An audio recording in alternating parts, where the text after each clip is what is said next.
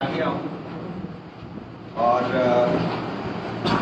इस कोरोना संकट के समय में एयरपोर्ट में भी ये बात मैंने कही थी, मुझे बार बार ये बात दोहरानी पड़ेगी कि आप सब मीडिया साथियों का बहुत बड़ी भूमिका थी और खतरे के बीच में भी आप लोग जो है लगातार शहर में और गांव में लोगों को बीच में रहते हुए सच्चाई से सरकार को अवगत आप कराते रहे और उसके कारण जो है बहुत सारी परिस्थितियों में कुछ परिवर्तन भी देखने को मिला है।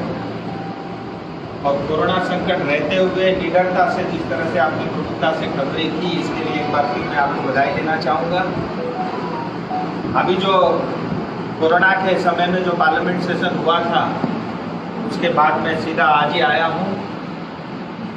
ये जो पार्लियामेंट का सेशन का समय था, हमारे क्षेत्र के लिए विशेष करके बहुत ही ऐतिहासिक था कि दो महत्वपूर्ण बिल इसके अंदर में पास हुए हैं। पहला था लेबर कोड से रिलेटेड, यानी आज़ादी के बाद बहुत सारे लेबर के कानून तो बने, लेकिन आज की आवश्यकता, क्योंकि देखिए आज जॉब का प्रोफाइल भी बदल चुका है, नौकरियों की स्थिति बदल चुकी है, बहुत सारी परिस्थिति बदल चुकी है। उसके बावजूद भी जो है 70 साल पुरानी कानून के साथ हम जी रहे थे। और ये जो कोड ऑन वेजेस बिल कानून जो पास हुआ है, अब इसके बाद 50 करोड़ हिंदुस्तान के नागरिक जो श्रमिक हैं उनको बहुत बड़ा न्याय मिलेगा। बिल पास हो चुका है, 2-3 महीने और लगेंगे इसके रूल्स बनने में, उसके बाद ये इम्प्लीमेंट हो जाएगा। तो ये बहुत बड़ा एक काम हुआ है इस बार के सत्र में। हमारे क्षेत्र के लिए विशेष करके मैं इसलिए कहता हूँ क्योंकि हमारे क्षेत्र में चाय बागान और सिंथुना बागान में काम करने वाले श्रमिकों को पूरा वेतन मिनिमम वेज आज तक नहीं मिलता। वैसे तो कागजों में उनको 350 रुपये वेज दिखाया जाता है, क्योंकि 350 रुपये मिनिमम वेज पश्चिम बंगाल में किसी भी स्किल लेबर को मिलता है। और काइंड और केस के चक्कर में 176 रुपये उनके हाथ में आता है, बाकी जो है टाइम के रूप में उनको दिया जाता है। ऐसा कागजों में अक्सर है, कुछ प्लांट वाले करते भी होंगे, ज़्यादातर नहीं हो पाता। अब इस कानून के पास होने के बाद आपको टोटल मिनिमम वेज का 85% आपको कैश देना पड़ेगा, यानी 15% से ज़्यादा जो है रकम आप काइंड में नहीं दे सकते। इसका मतलब अगर 350 रुपये का आप 85% कर दो, 300 रुपये के आसपास आता है।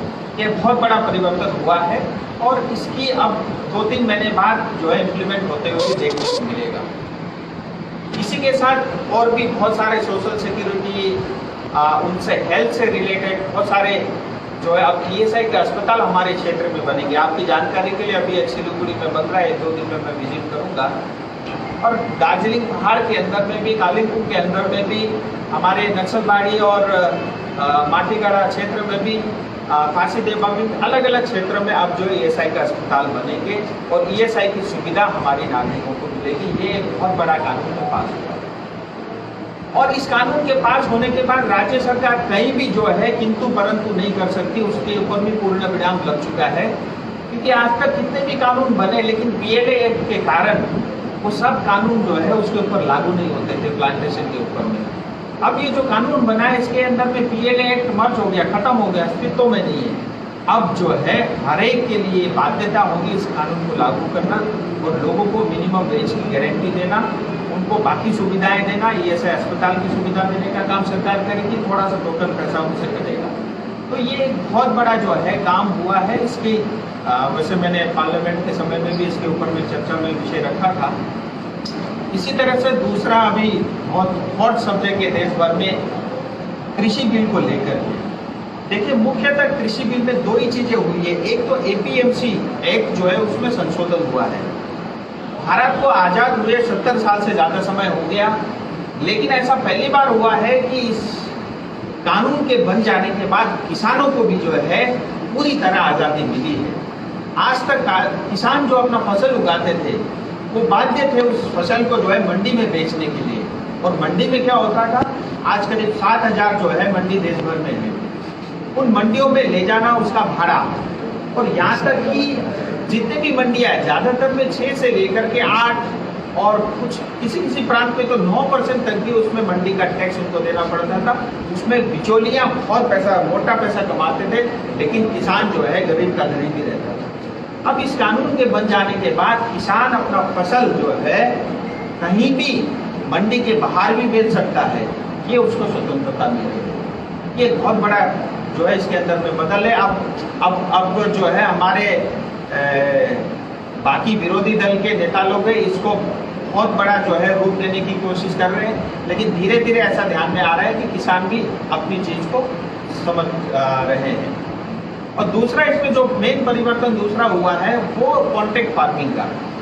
होता ये था कि आज भी जो बड़े बड़े चिप्स बनाते हैं या आपका जो सॉस वगैरह बनाते हैं, पिकल वगैरह बनाते हैं, ऐसे बहुत सारी कंपनियां जो है कॉन्ट्रैक्ट फार्मिंग ऑलरेडी बड़े किसानों से करती है।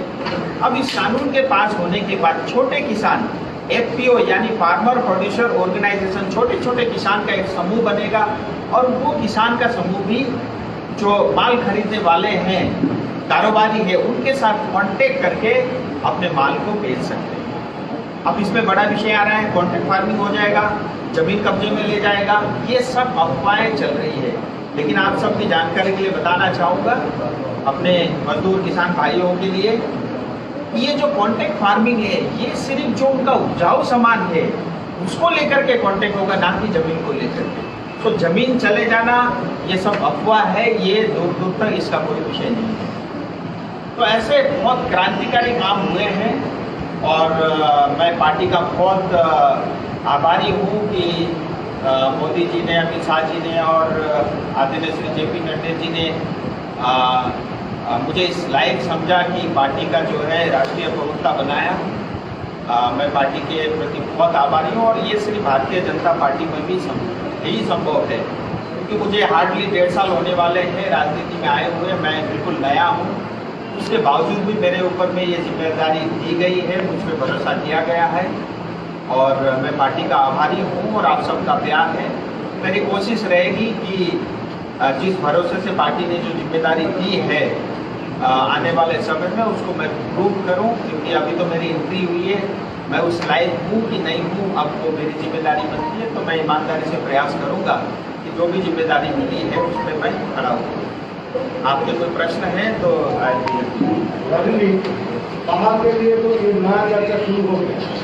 सेंट्रल गवर्नमेंट एक मीटिंग जो कॉल किया था उसमें तो स्टेट गवर्नमेंट पार्टी ने दे दिया, दूसरा पॉलिटिकल पार्टी को भी इन्वाइट दे दिया।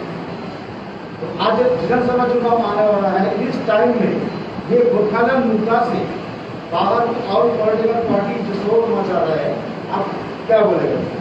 ऐसा है, ये शोर अक्सर चुनाव में पिछले 100 साल से घूम रहा है और जब जब चुनाव आता है टीएमसी एक राजनीति करने का पूरी तरह प्रयास करती है। मैं 2019 के चुनाव से लेकर के अब तक 1.5 साल में मैं स्पष्ट कह रहा हूँ, आप हमारा संकल्प पत्र उठा के देख लीजिए कि दार्जिलिंग हिल्स तराई डूवर्स का स्थायी राजनीतिक समाधान करने के लिए भारतीय जनता पार्टी प्रतिबद्ध है। दूसरा, गोरखाओं में 11 जाति जो छूटे हुए हैं उनको एसटी स्टेटस देने के लिए प्रतिबद्ध है। पार्टी का प्रवक्ता होने के नाते, एक सांसद होने के नाते, मैं खुद भी एक गोरखा पुत्र हूँ, उस नाते मैं आपको ये कहना चाह रहा हूँ, किसी भी तरह के स्पेकुलेशन, भारतीय जनता पार्टी ने जो जो वादे संकल्प पत्र में किए थे अब तक हम सब ने देखा है, जो असंभव थे वो सब काम भी संभव हुए हैं और इसका भी समाधान जो है जल्दी होगा। और इस दिशा में एक बैठक जो है केंद्र सरकार गृह मंत्रालय ने, आप सबकी जानकारी में है, बैठक बुलाई थी और मुझे अच्छा लगता, खुशी होती अगर राज्य सरकार भी उसमें पार्टिसिपेट करती, लेकिन राज्य सरकार ने नहीं किया और वो बेसिकली जीजीएम के रिप्रेजेंटेटिव और साथ में जो केंद्र सरकार गृह मंत्रालय की तरफ से बैठक चली, मैं स्वयं उस बैठक में नहीं था, लेकिन एक शुरुआत हुई है। मुझे उम्मीद है कि आने वाले समय में उसका समाधान भी होगा। दादा, जो नोटिफिकेशन जिसका जिक्र आप कर रहे हैं, होम मिनिस्ट्री से पहले तो आया गोरखालैंड के इशू पे मुद्दा के लिए डिस्कशन के लिए 7 तारीख को बुलाया गया। उसके बाद नोटिफिकेशन में चेंज करके गोरखालैंड टेरिटोरियल एडमिनिस्ट्रेशन किया गया। इसमें अभी दादा ने बोला कि कोई पार्टिसिपेशन नहीं था, ना स्टेट गवर्नमेंट से, ना मोर्चा के जो जीजीएम अनिल थापा या विनय तमाम जो राइवल्स है ये लोग भी नहीं आए। तो देखिए आप लोग जैसे अभी अभी आपके लीडरशिप ने कहा कि हम लोग जो है दार्जिलिंग हमारे सर का मुकुट है, उसको हम अलग करने की कोई सोच ही नहीं है। तो इस जगह पे क्या लगता है, what is the last decision I need to, आपको क्या लगता है कि आप लोग यूटी के तरफ जा रहे हैं? Because UT is the only solution according to the other political parties including the people of hills. दादा स्पेकुलेशन पे मत जाइए, अभी समय है, धैर्य रखिए, पेशेंस रखिए। इतना मैं जरूर कहना चाहता हूँ, गोरखा कोई वोट बैंक नहीं है। बार बार चुनाव के समय में फुटबॉल की तरह कभी इस तरफ कभी उस तरफ खेलना ये ठीक नहीं। और जहाँ तक आप पत्र की बात करते हैं, ये केंद्र सरकार में गृह मंत्रालय आपको जवाब देगा कि पहला विषय गोरखालैंड था, दूसरा जीटीए था। लेकिन मेरा प्रश्न तो ममता दीदी और टीएमसी से है और उनकी नेतृत्व से है।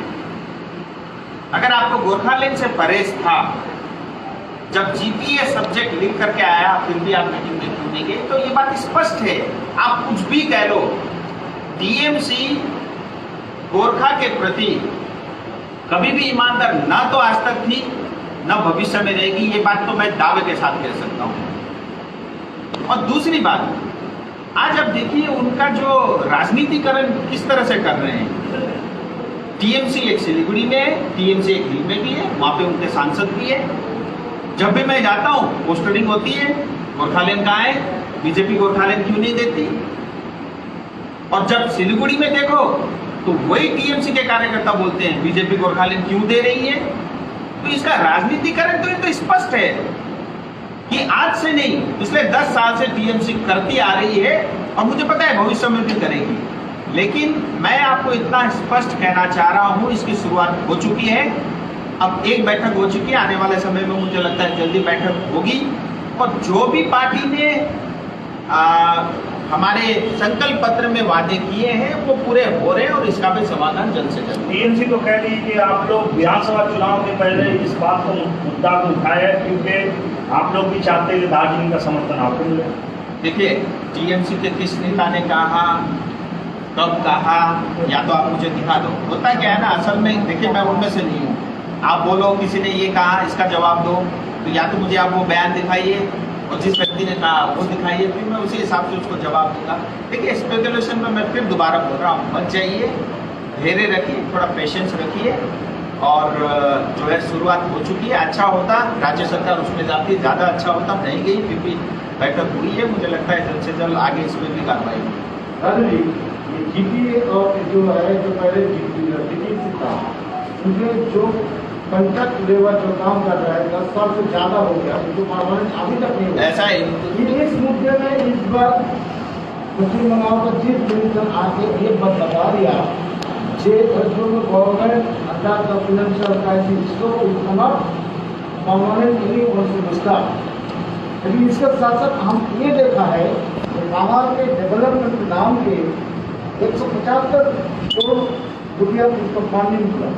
बंगाल का दुर्भाग्य है, हम इतने सक्षम और सामर्थ्य होते हुए भी आज हम इस स्थिति में पहुंचे हैं। आज ममता दीदी कहती है 3000 करोड़ रुपए दिए, मुझे तो पता नहीं वो 3000 करोड़ कहाँ दिए। 32 वेंटिलेटर पहले नॉर्थ बंगाल में आए थे, अभी 20 और आए हैं केंद्र सरकार की तरफ से। तो 3000 रुपया का क्या किया मेरे अब तक जो है मेरी तो जानकारी में नहीं है और मुझे कभी दिखा भी नहीं। और आज ये कहती है कि मेरे पास पैसे नहीं है, 4,75,000 करोड़ कर्जा आप बंगाल के ऊपर में छोड़ के जा रही हूँ। कि जाना आपका तय है, 6 महीना समय आपके पास बचा हुआ है।